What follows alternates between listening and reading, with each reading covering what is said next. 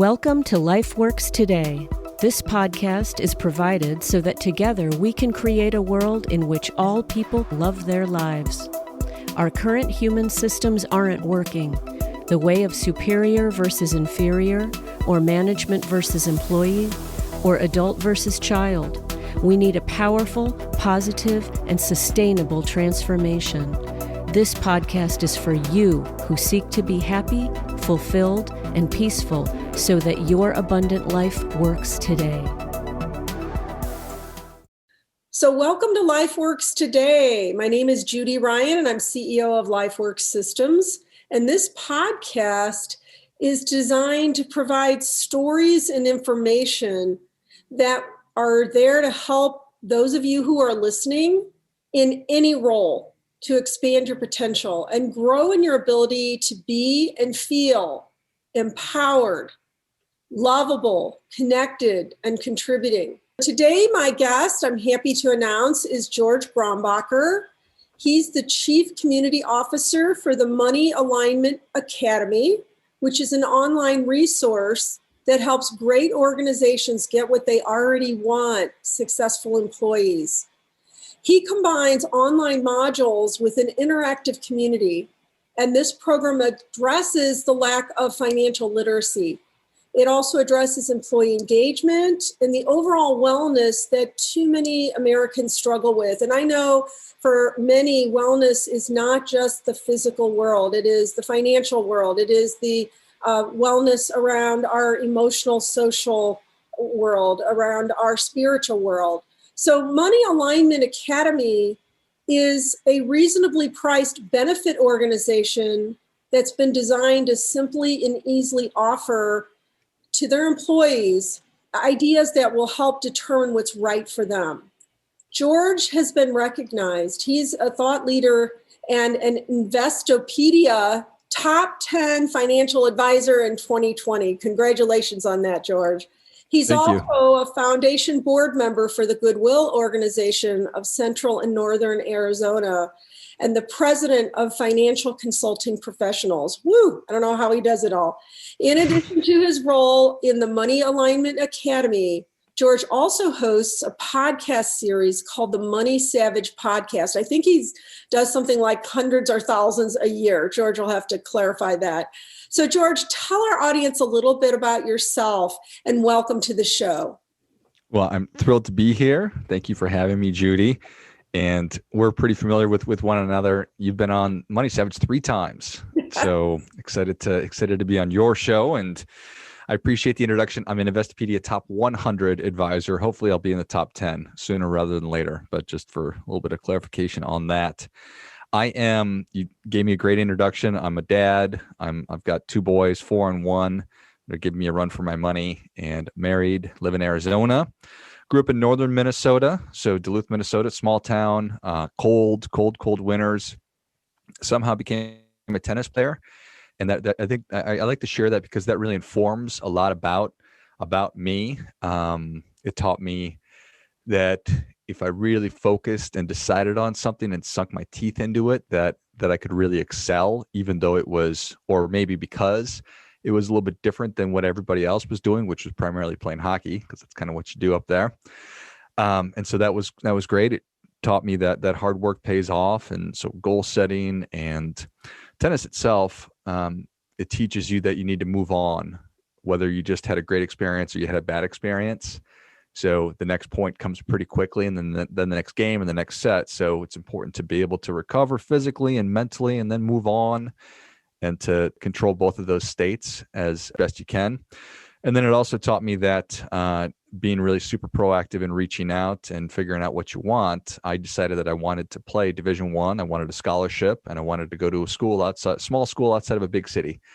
And I literally, this was before graduated high school in 97, just to sort of frame this. And the internet wasn't around, and it wasn't easy to do videotapes, but my mom found somebody to videotape me. And so I literally sent VHS tapes to over 100 different schools with handwritten notes. And so while I was certainly recruited, I did not get recruited by the kinds of schools that I wanted to go to. So I just did it on my own. And so I found Valparaiso University, which kind of checks all those boxes. Small school in Indiana outside of Chicago, Division I, and I got a scholarship. So the tennis experience, it taught me all those things, and it's really carried with me throughout my entire life. So got into finance right out of college. I was like a lot of people that had no idea what they wanted to do when they grew up. I'm getting pretty close to that at this point at 42 years old. I just got into finance because I didn't really know what I wanted to do. And I met somebody who said, come talk to me about New York Life. I said, sure, why not? My grandfather had worked with New York Life for his whole career. Had no idea what he really did, but it was a sales opportunity. And being a competitive person, I sort of jumped on it. And so now this is literally my 20th year in the financial world. And you sort of gave a rundown of what I'm working on. But fundamentally, I'm trying to help people to get better at money. And if you look at the numbers, the statistics, or however you want to sort of dice it up, we are not great with money. We as Americans, and we struggle with so much of it. And there's a million different reasons for that. But you'd ask me really what my purpose is, and it's to help people live how they want. So I want people to live the lives that they want. And there's a lot that goes into that as well. But no wonder we're so kindred, because mine is to create a world where people love their lives, kind of the same thing. Yeah. I just want to commend you on your tennis background, because really any high-performing athlete is a person that has a lot of determination and resilience. And coming from a family that we learned every sport possible, I thought tennis was the hardest of all of them. Of course, I'm not coordinated, so it was exhausting and required a lot of determination. So that's a big deal. I also want to say that you're in a premier sport, having two children that are that age, 4 and 1, right? Yeah. I don't know which is harder, tennis or having those kids. And also about money, I think a lot of people think they know a lot about money, but they don't necessarily create an intention or a real discipline around how they will manage all of that. So tell me a little bit more. You've kind of mentioned your purpose, which is to help people have a life they want. Is that how you said it? They have a life they want. Live how you want. Live how you want. Yeah. And it reminds me a little bit about when I say I want people to create a world, the conditions and conversations where they love their lives. It's really their life, right? How they want. So that's very important. So many of us are living for what other people want. And you're saying, no, live the life you want.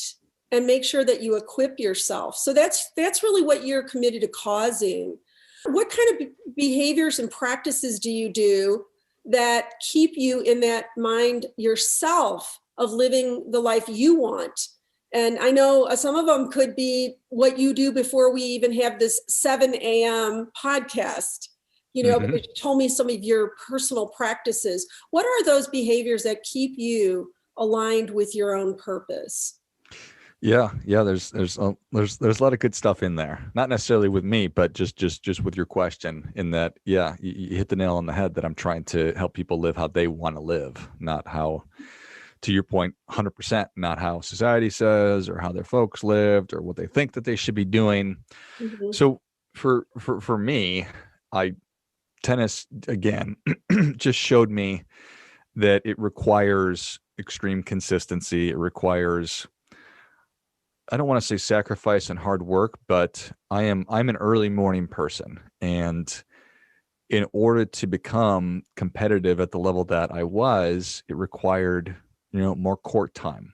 And that meant I got up really early in the dead of winter and drove to the indoor tennis place in Duluth, which was essentially, a concrete court covered up with, a metal shed. So it was freezing cold in there. But before school, and then I played after school. So to do all the things that I'm doing, it's because I want to get better. I'm always interested in striving. I heard this great word. You asked me a couple minutes ago if I like quotes, and I 100% do. But I heard this word. It's called arete, and it's an ancient Greek word that doesn't necessarily have an English equivalent, but the closest would be virtue. And the definition of it would be, what I can be, I must be.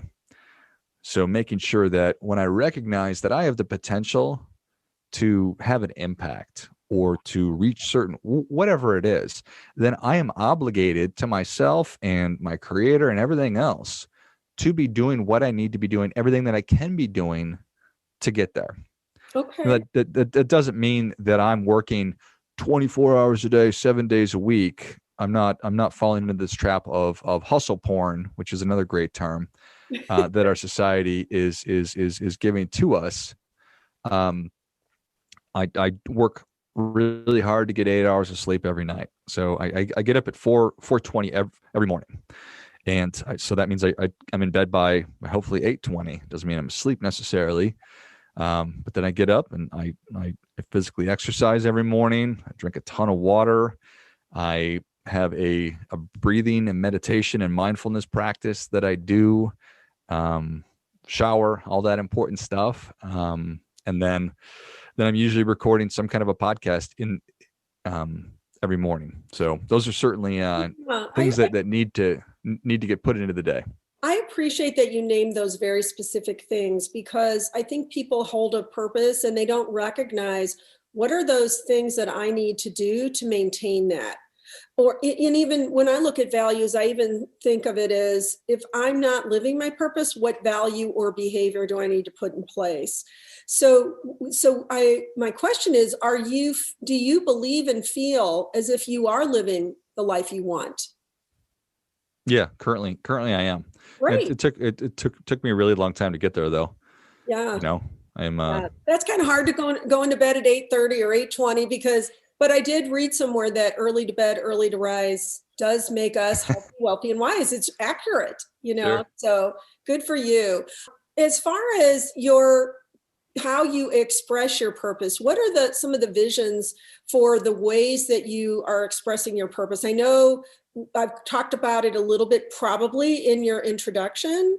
Do you have a specific way that you focus on, I want to express my vision, my purpose right now in these ways? And what would those be? So I spent 14 years working in an insurance company financial world, between New York Life and MassMutual, which are both exceptional companies, great experiences. And I did that between being an advisor with them and then also in management with them. So again, wonderful experiences. When I retired from that, I sort of looked around and said, where do I fit into financial stuff, if I even do anymore? Because it was not aligned to my purpose. It just wasn't clicking. It was just a job that I was doing and I was good at it. And I settled on the world of retirement planning, specifically organizational retirement planning, 401k plans, which is the primary way that we as Americans save for money or save for retirement, and then eventually hopefully are able to. And I focused on that because I saw so many flaws and problems. I saw that it just wasn't working. Mm-hmm. Mm-hmm. And I said, well, this is fascinating. So it became intellectually interesting to me to try to figure all this out, and behavioral finance and the psychology behind money.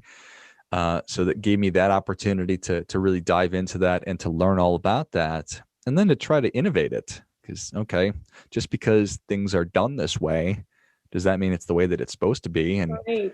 I think, again, there's this great scene in the Social Network movie, the Facebook movie, where the Mark Zuckerberg character is sitting across from the Winklevoss twins and says, if you were the inventors of Facebook, then you would have invented Facebook. And the thing is, if these big financial companies were capable of helping people save for retirement, then they would have been helping people save for retirement. Yes.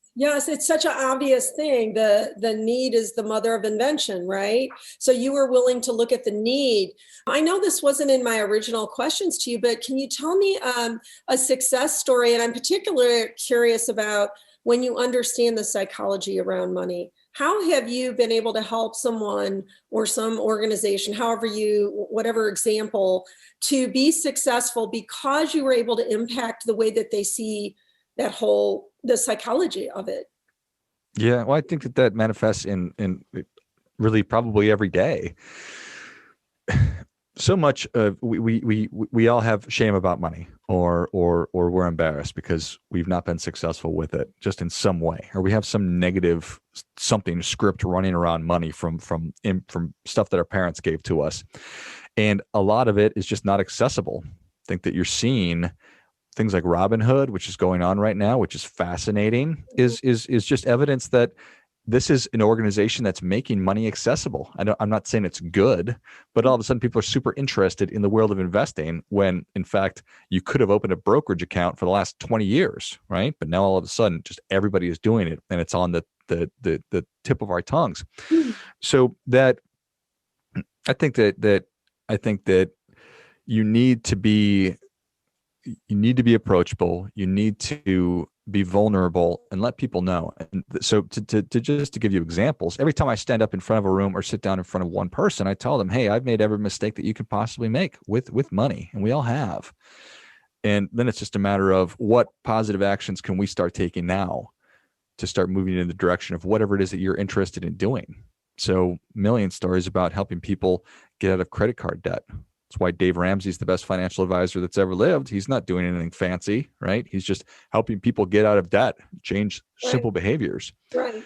I mean, he's the best case study.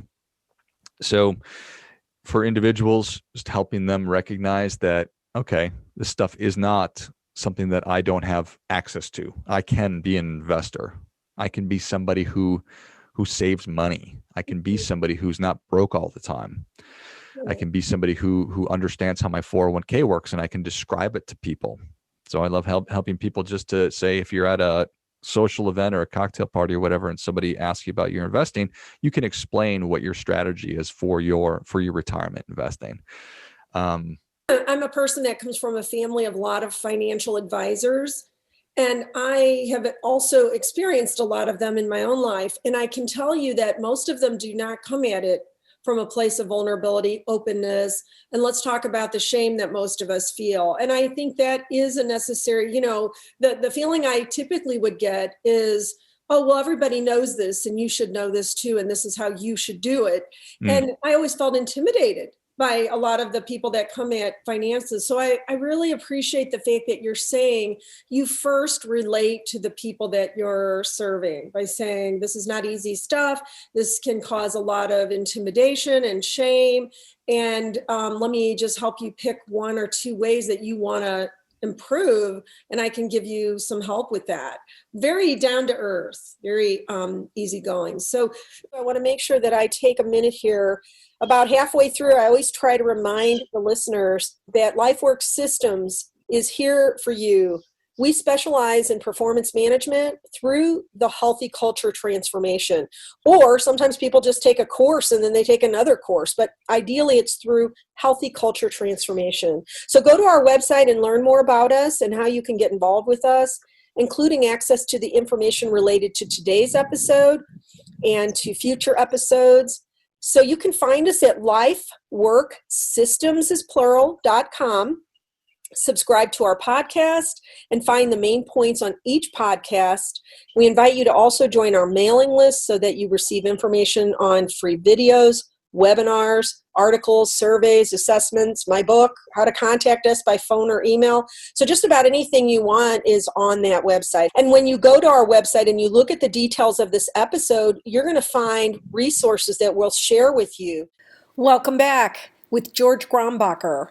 George, I've got some more questions for you. Can you tell us a little bit about your vision for why you do your podcast series and any details you want us to know about that?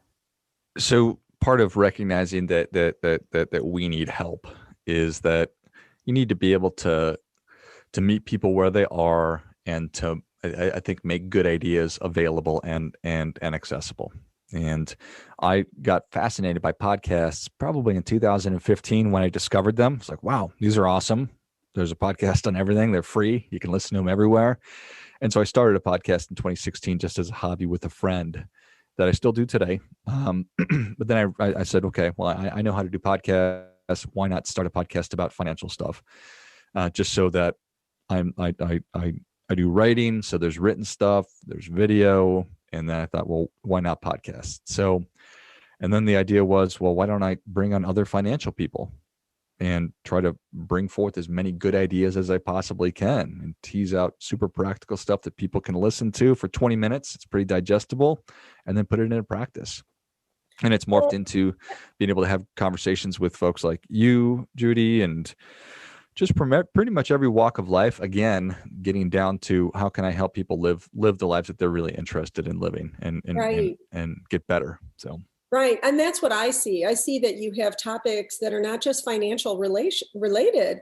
And I know this is kind of a popular term, being a go-giver. I see that in you, George, because sometimes I think, well, what is he getting out of this podcast that has nothing to do with finances? But you're really more about, let me interact with other thought leaders that can bring good ideas to help my listeners. And that in itself is highly admirable. So I appreciate that vision that you hold about that. How many of these do you do a year? I think you have a goal that's pretty significant. What is that goal?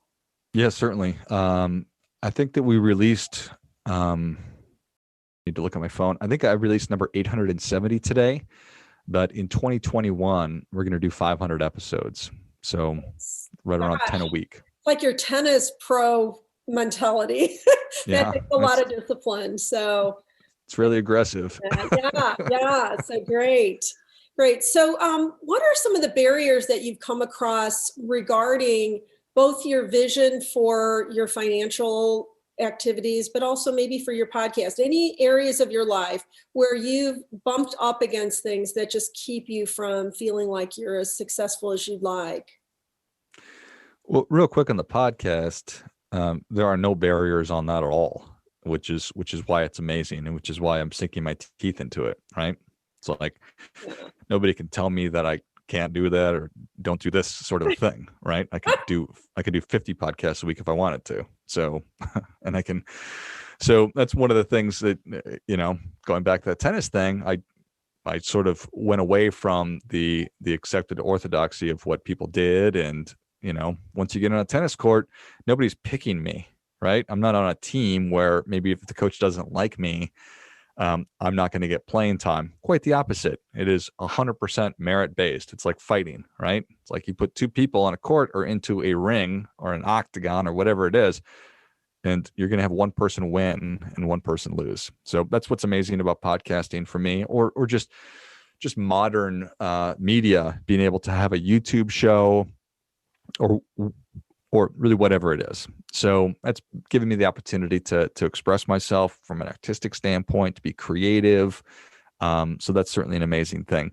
From a barriers standpoint, I think that whenever, and you're certainly familiar with this, right? We're working with existing systems and existing assumptions that have been there, and sort of the wheels are turning. Mm-hmm. And I know we talked a little bit about this the last conversation we had, that it's such a fascinating time that we're living through when we're challenging so many of the different systems that we're living under. Yeah. So in other words, your barrier could be at times you're perceived as a disruptor of the status quo. In terms of some I think that the barrier simply is inertia, status quo, complacency. Yes. Well, and I just want to go back to your idea that I don't really have barriers when it comes to podcasts, but I also would say that the reason you don't have barriers is that you've discovered what works for you, and the fact that it gives you some sort of life, or you wouldn't be doing it. Especially at that high level, it's almost a sport that you're doing, and yet because it's so natural to you, you don't experience so many barriers. And I see a barrier that a lot of people have because they pick things to express their purpose where they really don't have the affinity for it, or they don't have the love for it, or they don't have that confidence for it. So you are kind of the master of that. And that's why it doesn't even feel difficult to you. I mean, that's really the ideal way of living a life we want, is it doesn't feel hard because it's what we want all the time. 100%. But it is hard, for sure. And I can imagine trying to overcome some of the standard ideas about financial planning and financial literacy. Your biggest obstacle is probably educating people on what they don't know that they don't know, so that they can open to other ways of looking at it. Is that kind of what you're saying? Sure. Yeah. 100%. A lot of what Money Alignment Academy, it's distributed through organizations, because the idea here is that you bring great information, but then it's the supportive community reinforcing that, giving a hand up or a kick in the butt when people need it. That's when real change is happening, like with CrossFit, Alcoholics Anonymous, Weight Watchers. They're effective because they're bringing great information, but then there's the community behind it that really reinforces everything. Yes. And with organizations, who wouldn't want to do that? Who wouldn't want to do everything that they possibly can for their employees and to help them be better at money? But that's a nice thing to have. But we are, especially right now, just trying to keep the lights on during COVID. And there's a long list of stuff that we need to be working on. And this is on the list, but maybe it's number 25. And if I never get past number 3, then there's very little chance that I'm ever going to actually put something like this into practice. So that's a big part of it. Life is very busy. Saying, in a sense, you're applying, it takes a village to the financial Sure. literacy, just like it does to any other endeavor. How do you actually go into organizations? Like, what's the process? What if somebody listening were to think, wow, we could use a community-based understanding about financial literacy? How do you approach? What is the process?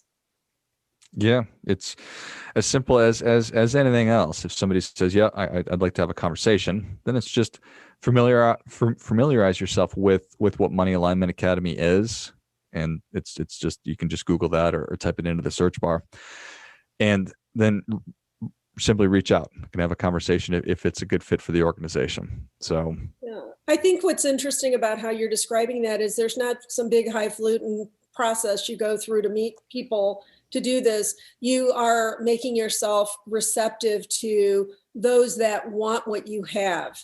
That's what I personally, I pray every day that the people that are passionate about the things that I'm bringing find me. And in a sense, it's almost like that's what you're saying. There's no pressure of pushing the river. You're just saying, I'm here, I've got this amazing thing, and people know enough about it that they know whether to come to me or not. And that seems to be working, right? yeah, that's really where we want to be. Why? I was just listening to Gary Vaynerchuk talk about that. And the person he was talking to, and if you know Gary V, he's the king of all things content, but he's such a thoughtful person. And he's talking to somebody who said, these people just, I'm talking to people and they're giving me pushback because I don't have this. I don't have a certain designation was the sticking point. And he said, well, stop talking to those people then. Right.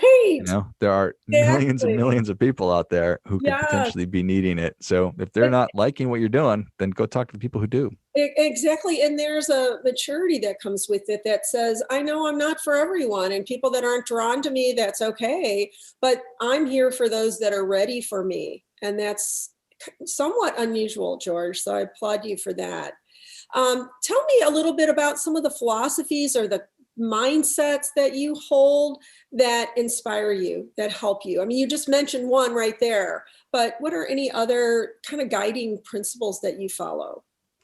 Yeah, with getting a little bit older has brought a little bit of wisdom, which thank goodness for that, Yes. because that's not a guarantee necessarily. So my one of my favorite quotes used to be, in this life, you're either the hammer or the anvil. And for me, forever, I'm like, I'm the hammer. I'm going to go hit things, and nothing's going to stop me. It's that whole tennis mentality, right? Which served me extremely well it got me all the things that I wanted. It really, and, but you recognize, or I have rather, probably 5 years ago, the shift started to happen.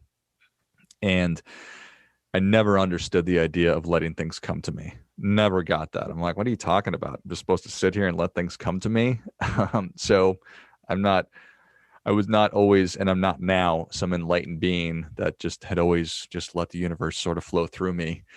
But recognizing that that's really where I want to be, and the things that I want to do is to have more of life come to me. Yes. And do my work. And that when I'm throwing that out into the universe, that in fact things will come through me. Yeah, I actually find the less I try to make things happen, the more things happen. But it is a different perspective. It is a different philosophy than I've got to go out there and make everything happen.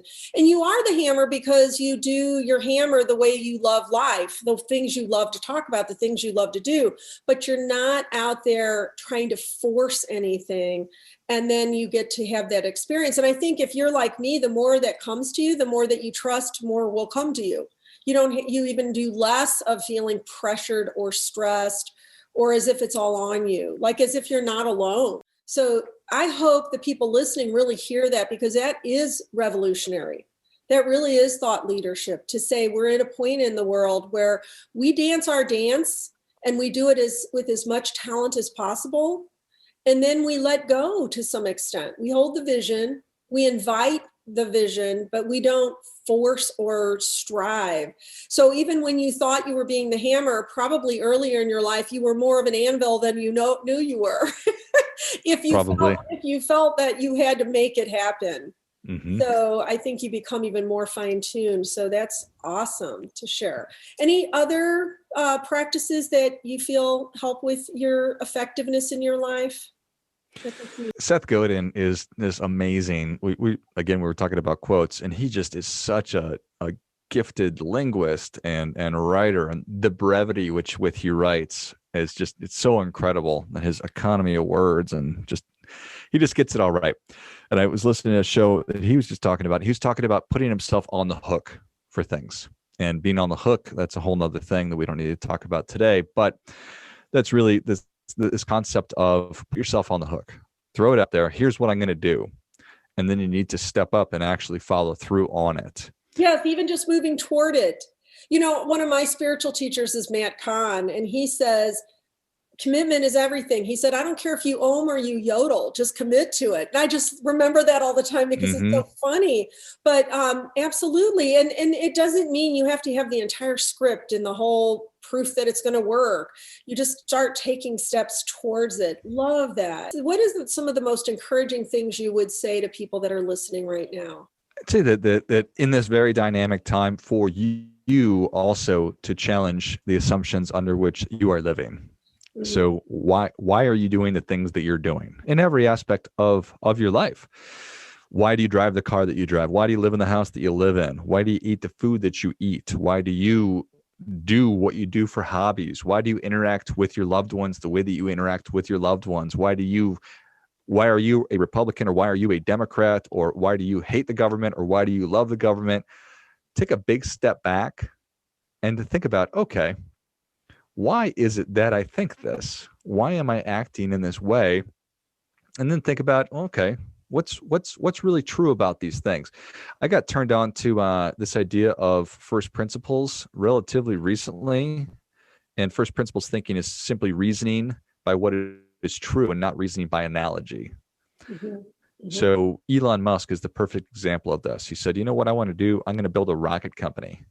So instead of going and buying an existing rocket because he realized that they were too expensive, he figured out, I need all these materials that it's going to take to buy a rocket, and then I'm going to go source the materials on my own. So that's what he did, and he built SpaceX. And think about Tesla. Instead of just going and figuring out how GM makes cars and how they make batteries, he did it on his own. And so think about that for your life. Think about, okay, what am I really interested in doing? Mm-hmm. I want to be a healthy person. What does that really mean? I want to be financially successful. Okay, what does that really mean? I want to be a good dad or husband or community member, whatever it is. Think about what you really want. Then take a big step back and say, what are the systems that I'm living under that are stopping me from getting what I want? Yeah. And then rebuild it. Start taking those positive actions. I think what you're really saying is start trusting your own inner guidance system instead of what everybody else is telling you should think, feel, and do. And that is somewhat of a rarity. I don't think people hear enough, live the life you want, or in my case, live a life in which you love your life, which is very unique to you. So we can't really hear that enough. So it's very encouraging for people to be listening to this and hearing you say, get clear about who you are. Be okay wanting what you want, even if it looks like crazy. Like when you talk about Elon Musk wanting to build rockets, I mean, most people would go, what? But whatever it is that we love, it's important to honor that. And it can't happen if we have too many other voices crowding out our own voice. So awesome advice. It's just hard for people to let go of the conditioning of doing it the way that everyone else says is the quote unquote right way. So it is. We only got one crack at this deal though, Judy. We got one timer on the track. Yeah, so why not find what we love and then the path to it rather than what we think we're supposed to do? So awesome, George. Well, I am so grateful. And I just want to thank you for being my guest today. And I also want to thank our listeners who are listening to this wonderful podcast today. I appreciate your intelligent and your thoughtful insights. And I'm sure that those who are listening to this podcast are going to get a lot from what you have to say. This podcast is brought to you by LifeWorks Systems. Again, the intent of this podcast is to provide you with hope and new ideas. And I know we all got that today with George. So I will post information on our website about George and any of some of these authors. Maybe if he wants to provide me some of the resources or some of the things that have guided him, I'd be happy to make sure that that's on our podcast page. So we invite you to join George and I in creating that world where you live the life you want, where you love your life, and where you can grow masterful in making sure that your life works today. Because that's really what we want, is a life that works. Thank you again. Have a good day. Thank you for having me. You're so welcome.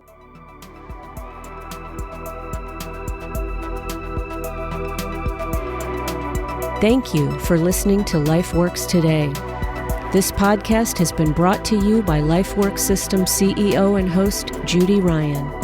The intent of this podcast is to provide you with hope and new ideas for greater joy in your life and work.